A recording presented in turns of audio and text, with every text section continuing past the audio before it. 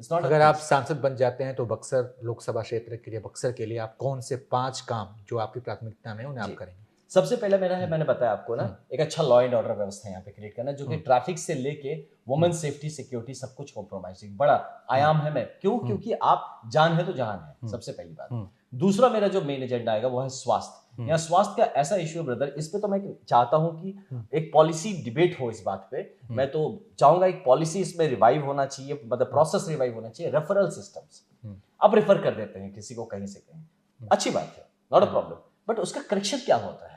हमारा बक्सर में जिसको हम जाते हैं, चाहे बुजुर्ग हो चाहे महिला हो, वो रेफर हो जाता है, आप बनारस जाइए चाहे पटना जाइए, राइट? और वो एम्बुलेंस में नहीं है आपके पास प्रॉपर, रास्तों की हालत खराब है, ट्रैफिक जाम है, एंड वो बंदा पहुंच नहीं पाता हॉस्पिटल में, रास्ते में ही वो अपनी जान से हाथ धो लेता है। तो ये जो रेफर आप जब करते हैं किसी को कहीं से, अब आप कारण लिखिए। मैं कॉम्पिटेंट नहीं हूं एज अ डॉक्टर, मैं इलाज नहीं कर सकता, मेरे पास ये दवाइयां नहीं है, मेरे पास ये इंस्ट्रूमेंट्स नहीं है डायग्नोसिस के लिए, मेरे पास लैबोरेटरी फैसिलिटी नहीं है, तो वो लिखिए। और उसके बाद एक मॉनिटरिंग कमेटी या जो भी हॉस्पिटल चलाने के, उनका फर्ज बनेगा कि अगली बार ऐसा केस रेफर ना हो, जो चाहिए उसको पूरा करिए। रेफर कर दे रहे हैं, बस रेफर कर दे रहे हैं और लोग मर जा रहे हैं। तो ऐसी छोटी छोटी चीजों पे तक इंटरवेंशन करके सुपर स्पेशलिटी फैसिलिटी मैं यहाँ पे स्वास्थ्य में क्रिएट करना चाहता हूँ। ठीक है, स्वास्थ्य के अलावा इसके बाद एजुकेशन, जो सबसे, क्योंकि मैं बताया जान है तो जहान है। पहले आप सेफ्टी है, सिक्योर्ड है, जिंदा है, तब पढ़ने जाएंगे आप। ठीक है, राइट? तो अब इसमें भी राइट फ्रॉम किंडरगार्टन वहां से लेके हायर एजुकेशन, ये राम जी की शिक्षा भूमि रही है बॉस, है ना? राम जी आए थे यहाँ पढ़ने, हमारे बच्चे 10 के बाद नहीं, यहाँ पढ़ने की जगह नहीं है। महिला शिक्षा का हालत देख लीजिए आप, हार्डली 33% से ज्यादा लड़कियां हैं जिसको 10th के बाद पढ़ती है। ऐसा नहीं कि पढ़ने का मन नहीं है, मौका नहीं है, अवसर नहीं है, स्कूल नहीं है, कॉलेज नहीं है, यूनिवर्सिटी नहीं है बक्सर में आज एक भी। यहाँ पे क्यों नहीं हर ब्लॉक में कॉलेज होना चाहिए? क्या रोकता है वो होने से? क्या एक यूनिवर्सिटी हमारे यहाँ पे नहीं हो सकता? पूरे बिहार में सेंट्रल यूनिवर्सिटी, आप क्या बोलेंगे जिस हाल में हम चल रहे हैं, जी रहे हैं। अब मतलब ऐसी सी चीजें ना कि मैं बता रहा हूँ, मैंने बैनर पोस्टर्स की बात किया कल किसी से, तो सीधा आवर कंडीशन कहते हैं भैया ये इसी लेवल तक बन सकता है, इसके बाहर आपको बनाना तो दिल्ली जाना है, सारे पॉलिटिकल पार्टी दिल्ली बना रहे। अरे बॉस, आप पार्टी बनाते हैं, आप पॉलिटिक्स करते हैं, आप बड़े नेता बनते हैं, आप यहाँ के राजा बनते हैं, स्टिल आप अपने लिए वो फैसिलिटी नहीं क्रिएट कर पा रहे। तो एक छोटी चीज, आपका बैनर पोस्टर नहीं बन रहा है, कौन ध्यान दे रहा है हमारे हॉस्पिटल्स और स्कूल्स पे? ये सब के लिए संवेदनहीनता जो दिखता है ना, वो मुझे बड़ा तकलीफ देता है। तो एक संवेदनशील तरीके से हमारा जो एनईपी है, जो न्यू एजुकेशन पॉलिसी है, और जिस तरह से हमारे जो बेस्ट एजुकेशनल प्रैक्टिसेस हमारे देश में है, तो उनको हम किस तरह से साथ में लाके एजुकेशन को यहाँ पर रिवैम्प कर सकते हैं, किस तरह से एजुकेशन, बेस्ट एजुकेशन फैसिलिटी की बाहर से लोग वापस आए यहाँ पढ़ने, जैसे भगवान राम आए थे, वो हम यहाँ कैसे create, that is my third agenda.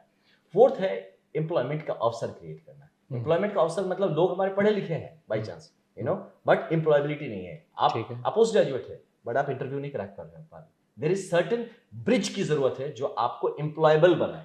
आप पढ़े तो लिखे, लेकिन आप you are not able to come across कि आपको हम नौकरी पे रख सकते हैं। ये जो ब्रिज गैप करना है मुझे, उस पर भी काम करना है। अब इसके लिए क्या करेंगे? हाँ, उसके लिए बता रहा हूँ। उसके लिए स्पेशल कोर्सेस है, जो स्किल डेवलपमेंट से आपकी पर्सनालिटी डेवलपमेंट की चीजें हो सकती है, यूपीएससी के लिए और जितने भी गवर्नमेंट एग्जाम्स है, उसके लिए आपकी तैयारियों का फैसिलिटी हो सकता है। उसके लिए मेरे दिमाग में बड़ा प्लान है, मैंने कुछ लोगों से बात भी की है, जहां हम फ्री कोचिंग स्टार्ट करा सकते हैं। फ्री मतलब CSR sponsored, okay? It is not that कि फ्री मतलब मैं घर से थोड़ी दूंगा पैसे।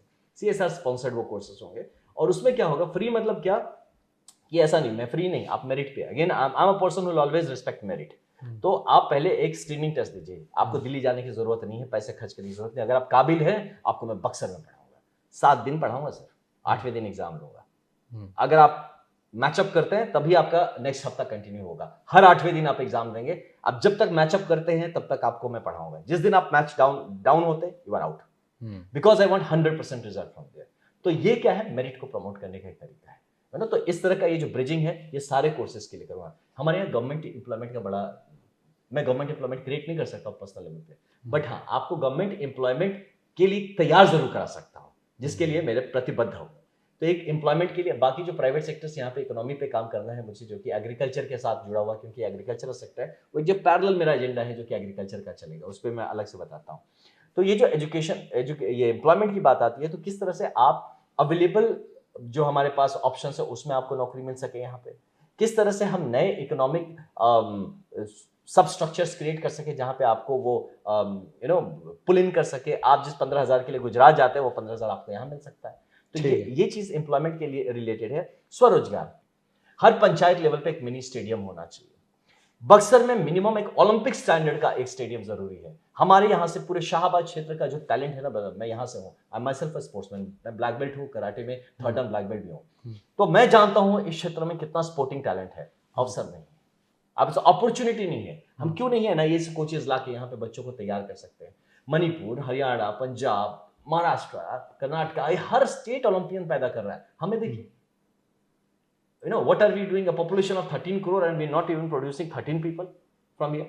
वो तो छोड़िए, नेशनल स्पोर्ट्स में ही है, देखिए हमारा पार्टिसिपेशन कितना है पॉपुलेशन के हिसाब से आप देखें तो इस पे काम करना बहुत जरूरी है। ये प्राइड की बात ठीक है।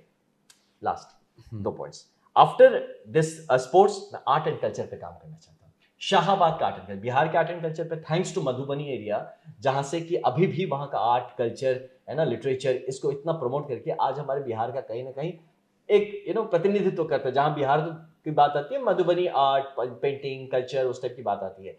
हर क्षेत्र का है ये, चाहे ये भोजपुर का क्षेत्र हो, अंग का क्षेत्र हो, मगध का क्षेत्र हो, सबके अपने एरियाज हैं। मैं फिलहाल भोजपुर के क्षेत्र में हूँ, भोजपुरी बढ़िया भोजपुरी बोल भी लेते हैं। मैं एकदम ठेठ भोजपुरी बोलता हूँ। बढ़िया भोजपुरी बोलने हुआ एकदम बहुत बढ़िया बोले नहीं, हमारा तो मौका चाहिए खाली भोजपुरी बोले के, हम तो जहाँ इधर से निकलो तो भोजपुरी बोलो। हिंदी लोग हमारे से मिलकर सोचेला कि IPS अधिकारी हमें कैसे हिंदी बोला, हम भोजपुरी बोले नहीं। हाँ, तो अपने जगह पे अब क्योंकि आप एक नेशनल चैनल के साथ है, इसलिए मैं हिंदी बोल रहा हूँ कि सबको मेरी बात समझ में आए क्लियरली। वैसे भोजपुरी भी बहुत अच्छी मीठी भाषा है, सबको समझ में आ जाएगी। जिसके पास ज्यादा भाषाओं का ज्ञान होता है उतना ताकतवर भी होता है आज के समय में। ये भी है हाँ। तो थैंकफुली क्योंकि मेरे जॉब प्रोफाइल ऐसा रहा, तो एटलीस्ट मैं 6-7 लैंग्वेजेस तो अच्छा फ्लुएंटली बोल लिख पढ़ पाता हूँ। ये चीजें हैं। तो एनीवेज, मैं ये जो कह रहा था आपको, आर्ट एंड कल्चर पे हमें इस एरिया के काम करना है। चैता, फगुआ, कितने तरह के यहाँ पे सिंगिंग मतलब वोकल आर्ट्स हैं, इवन आप परफॉर्मिंग आर्ट्स हैं, फाइन आर्ट्स हैं। यहाँ पे देखिए, लोगों को, हमारी बिटियाओं को देखेंगे ना आप, तो उनको सिलाई, कढ़ाई, बुनाई, हैंडीक्राफ्ट काम देते हैं। अरे उसमें छुपी मेरी फैशन डिजाइनर्स हैं, उसमें छुपे हमारे इंटीरियर डिजाइनर्स हैं, उसमें छुपे हमारे लैंडस्केप डिजाइनर्स हैं। उनको अवसर नहीं मिल रहा, वो अवसर क्रिएट करके दे रहा है मुझे आर्ट एंड कल्चर की। जब मैं बात करता हूँ इसके अलावा इंफ्रास्ट्रक्चर इज मेजर इशू जो पैरेलल चलेगा, 2 और पैरेलल चलने वाला इंफ्रास्ट्रक्चर, लगातार infrastructure has to be top level brother. यहाँ से आप, अभी मैं आपके इंटरव्यू के बाद रामगढ़ निकलूंगा, मुझे 2 घंटे वहां लग गए। ये वहां पहुंचने में इतना 2 घंटे नहीं लगने चाहिए, हार्डली 1 घंटा लगना चाहिए। क्यों? रोड खराब है।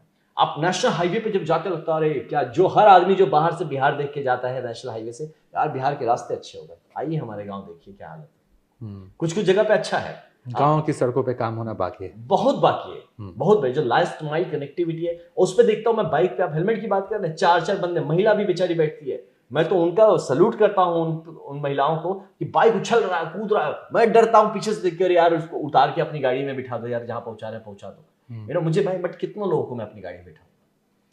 We have to work on that. तो पूरा इंफ्रास्ट्रक्चर जो एजेंडा है, हर तरह का infrastructure, not only physical infrastructure, even digital infrastructure, ठीक है, इस पे हमें काम करने की जरूरत है। और जितने भी हमारे HDI इंडेक्सेस हैं, जितने भी हमारे ग्लोबल हो, नेशनल, जितने भी हमारे इंडेक्स है जिसपे हम डेवलपमेंट को मापते हैं, उस सारे इंडेक्स के बिंदुओं पे हमारे बक्सर क्षेत्र को, मैं बिहार के लिए सोचूंगा, उसको लाल नहीं रहने देना है। हर सर्वे रिपोर्ट में हमको लास्ट नहीं आना है।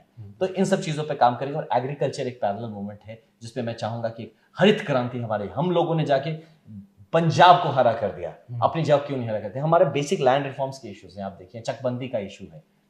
हमारा 77% ऑफ द पर्सन है जो कि बस सस्टेनेबल एग्रीकल्चर पे जी रहा है, कि वो सिर्फ जीने के लिए करता है। हिडन अनएम्प्लॉयमेंट है जो हमारे एम्प्लॉयमेंट सेक्टर इसमें है, एग्रीकल्चर में। तो ऐसे मेरे पास